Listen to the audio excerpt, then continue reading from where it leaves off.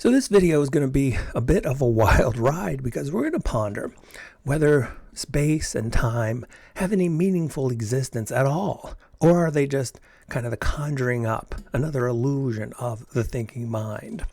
And I'd like to start with Hoffman, Donald Hoffman, and he likes this quote, he uses it quite often, from other physicists that say space and time are doomed.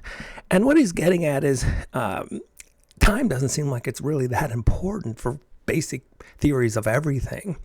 And the question becomes, is space and time just maybe an emergent property? In other words, it's not fundamental to the universe. And so along with that, the way my take is that perhaps space and time are just illusions of the thinking mind. In the same way that the self can be so convincing, perhaps space and time are also just a convincing illusion. Now, the thing about space and time is that's also the here and now. Here happens in space and now happens in time. And so much meditation seems to focus on being in the here and now. So you can take a look at Ram Dass's famous book, Be Here Now. Of course, Eckhart Tolle, The Power of Now. But interestingly, Eckhart also said that eternity isn't everlasting time, it's actually the absence of time. And so I think that might be a better pointer for where we're going in this video. When we get to consciousness and non-duality, space and time, if it's an illusion, it could be one of the big stumbling blocks that prevents us from actually experiencing genuine reality.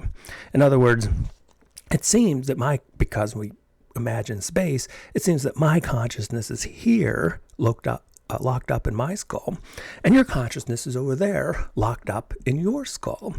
Even the split brain, you divide the brain surgically, now you've created two co-consciousnesses in the same skull, one here and one there. But it's the same with time. So if you look at someone who goes under anesthesia, for a time period, that person is off while everyone doing the surgery, their consciousness is on. And so if time-space is an illusion, it really feels like that, but of course so does the self. But don't believe what I'm saying. This is more of an inquiry. So what happens when you get into a really deep meditation, which is to say, what happens when you stop thinking? Is space-time present? Or is it just experience? Well, again, just like the self-illusion could be so convincing, it takes metaphors and inquiries to dissolve that illusion. And so perhaps this will help a little bit when we consider, so let's just pretend we're materialists for a little bit, and you fall asleep and you're dreaming. So the dreaming brain has this really interesting way to create space, but that space in the dream is an illusion.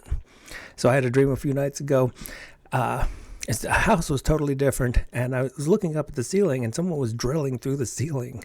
And in the dream, the character Chris wanted to find out what was going on, so I went up some stairs and went up to the second floor. So all that space was completely an illusion. I mean, it's just the dreaming brain. But in the dream, it seemed quite convincing.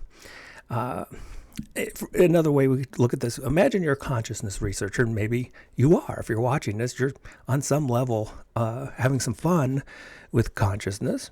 So, and you're caught up in this mission to find the where of consciousness. Where is it? Is it in the brain?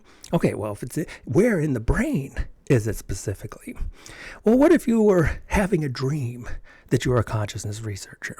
So now this is the dreaming brain, and your character is the product of neurons firing in certain ways, supposedly according to neuroscience. And you're on this mission in the dream to find consciousness. Would that have any meaning at all?